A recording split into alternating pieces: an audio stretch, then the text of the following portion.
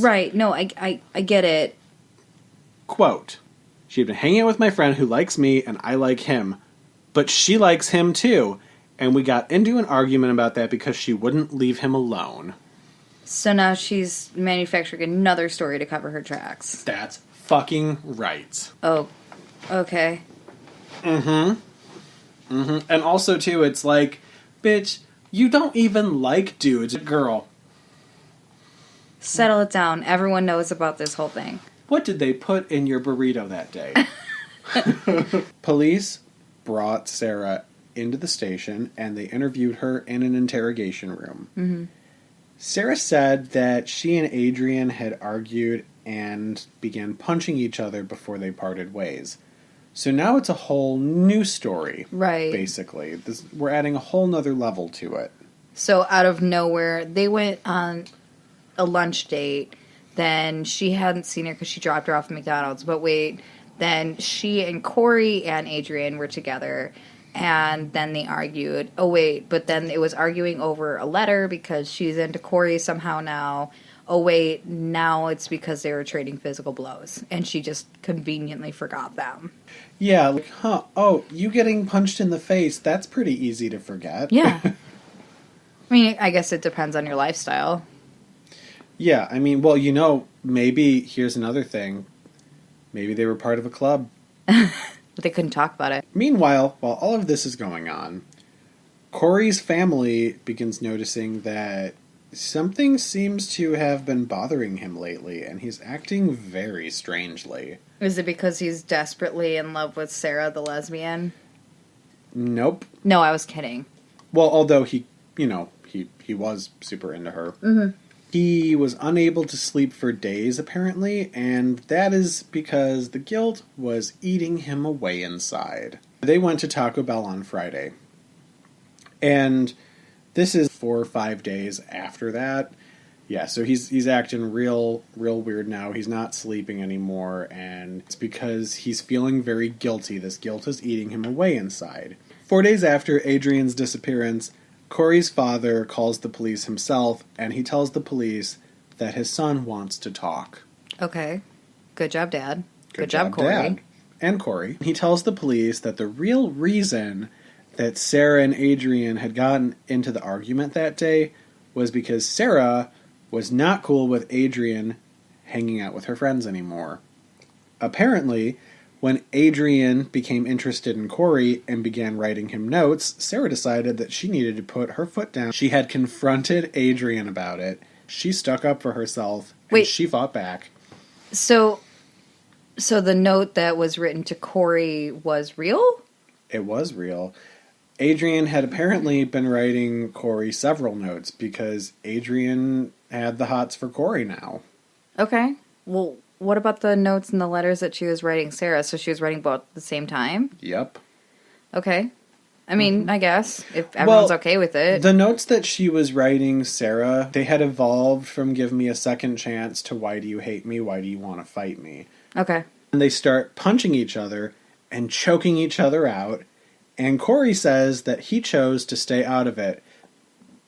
This, by the way, mind you, this is happening in the car. They're not outside of the car. They are in the parking lot of Taco Bell. This is happening in the car. I was choosing to stay out of it. I was letting the girls do their thing, have their fight. And I honestly was just looking out the window most of the time, trying to not be there. My assumption is that with her being essentially the queen bee, he may have felt as though he couldn't step in because something bad would happen to him.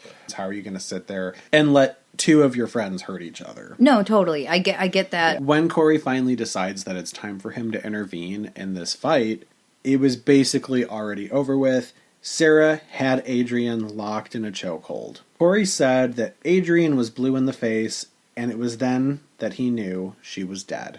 Good thing that you intervened now. Good going, Corey. In a car? She had her in a chokehold? Mm-hmm, yep. How? It's a car.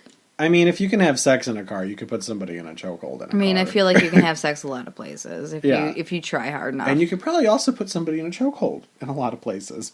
That's probably true. What I'm essentially saying is that Sometimes it seems like it's better to not get involved and let them kind of work things out. But I feel like before if your friend is getting chokehold- hurt that badly, though, because we're adults and I think about this differently, if you're in a fight with somebody, I am going to stop you and pull you back. Totally. Because, and I totally agree with that. Because, and honestly, it's not just for them, it's for you. Corey claimed that Sarah, after they both realized that Adrianne was dead, had come up with a plan to dispose of her body. Because the first thing you would do is come up with a plan instead of trying to resuscitate that person. So, first, they had driven to Sarah's house where she retrieved a gas can from the garage. Then, they drove to Sarah's grandparents' farm. It's nighttime now, and they found a secluded spot in the woods in the back of the property. Corey said that he waited in the car while Sarah tried to dispose of the body. Sarah dragged Adrianne's body from the trunk of the car all the way over to this spot by herself. Okay. She put a tarp over Adrianne's body. She poured gas all over it and lit it on fire. Why the tarp? I think that she thought that it would catch fire easier. What kind of tarp was she using? 2004 means plastic tarps. Maybe it was a cloth one.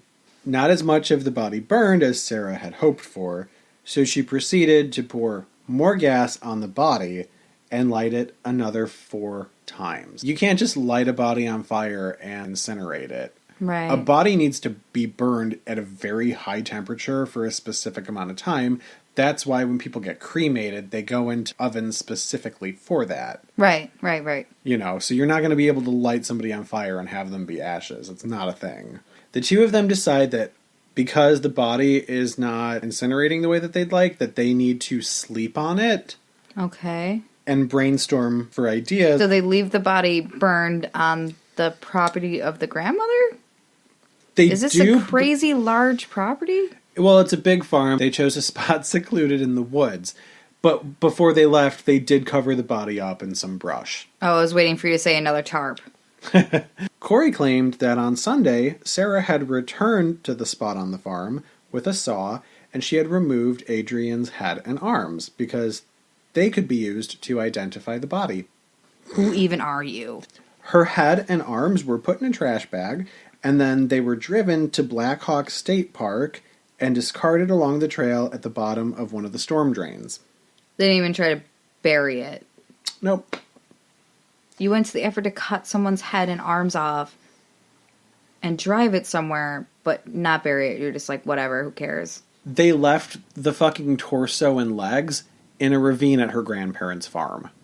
Corey and his lawyers, they had to go to Black Hawk State Park, and they led a team of detectives to a manhole where police went inside and found a black garbage bag containing Adrianne's head and her arms. The next day, Sarah is taken into custody. She refuses to give an interview. She refuses to give a statement. At least that's the first smart thing that she's done. She's charged with first-degree murder. Her trial begins on Halloween 2005. The defense actually decided that the best thing they could do for Sarah would be to go after Corey, claiming that he was the one who was really guilty because what he gave the police and his story was actually just a cover-up. The defense stated that Corey was the real killer. This is where the story is going to take on a whole nother shade. But to prove that Sarah was actually the killer, the prosecution gets Sarah's journals and they show them to the jury. And in her journals, she admits that she had for a very long time been wanting to, quote, fucking kill Adrianne. Because that obviously by itself is something that a lot of teenagers generally have in their notes. Through her journals, they were able to show that she was a pretty aggressive person, and it's not like they could put it past her. A classmate, Nathan Gaudette, was called to the stand. So here's another person who we haven't heard of this whole time, right? This random kid is getting brought into the court. They're putting him on the stand. He has something to say. He says that Sarah wasn't the person who cut the body up, contrary to Corey's statement, because he was the one that cut the body up. What? Why? Why has Nathan been in this picture at all? Well, we're going to get there. He says that Sunday, Sarah and Corey had both called him. They were together and hanging out. And they asked Nathan if he wanted to see a dead body. Nathan apparently was into it, wanted to see the dead body. Right, they showed it to him, and then Nathan told jurors that he had brought a saw to the location where the body was on the farm, and he had helped them to sever the head and the arms. He did that himself, and he told them that he did this out of loyalty. He thought he was, quote, just helping out a friend. Well, no, I'm sorry, sweetie. I would not help you. Nathan also tells the jury that when he gets there and they're about to start cutting up the corpse, Sarah and Corey are laughing at the corpse and taunting it like she's still alive, and they're basically telling Adrianne that she deserved what she got. She can't hear you. Yeah, I think it's that whole thing about, like, further defiling a dead body. Yeah, no, I get that. I think that maybe this kid was sort of in the same predicament. Okay. He now was feeling like he knew something, he was a part of it, and he was feeling guilty. Okay. But it's one of those things where if you're going on the stand and you're telling the jury, I did this, I cut up this body, it wasn't them, it was me, it makes you very believable because you're owning up to it. Right, and why would you do that unless you obviously were? So then this discredits Corey's story. What we're seeing is that every step of the way there are more details of the story that are coming out. The jury, they can't even make a decision in the matter. Yeah, Nobody can agree with each other. It's a hung jury. So Sarah has to go back for a second trial. One of the things they decided to do this time, they didn't call her to the stand. They didn't want her to speak. So this time, she's found guilty of murder. She gets 48 years without the possibility of parole. She's given another 5 years on top of that for concealing a homicide. Mm-hmm. At her sentencing, she said to the jury that she felt nothing as Adrianne was dying. Corey pleads guilty to first-degree murder. He's given 45 years. Nathan, the guy that cut up the body, he gets 3 years for concealing a homicide. But not 5, like what was already given the person. That's correct. Okay. Since then, Sarah has given up on filing for appeals for parole. Because she has exhausted all of her appeals. They're not going to give it to her. Awesome. Good job, the entire public. And this is the story I was trying to tell you and Carolyn because I knew somebody for a short period of time that went to high school with these girls. Huh. I met her at the Dresden Dolls concert, too. Yeah. Fancy water. You and your Good fancy time. water making friends. Yeah, I mean, fancy water makes you all the friends in the world. But isn't that fucking awful? First of all, never once. If you called me or like, oops, sorry, I done killed someone, my immediate thought was, well, better call the police for you. I mean, I'll come over and pick you up and take you to the police station. I'm a little bit awestruck. I definitely liked it. I feel like I want to know everything more. All I want to do now is go meet her. It's really good. It was so good. So what are you going to tell me about this week? Your stories are always so good. Are you doing paranormal? Yes. I'm doing another haunted hotel. You are so into the haunted hotels. It is currently considered a 4-diamond hotel. It's in St. Petersburg, Florida. The big...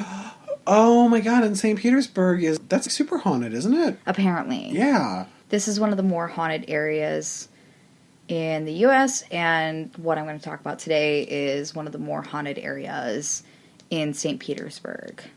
Okay. Okay. The Vinoy Renaissance Hotel. Oh. Yes. It sounds fancy. It's so fancy.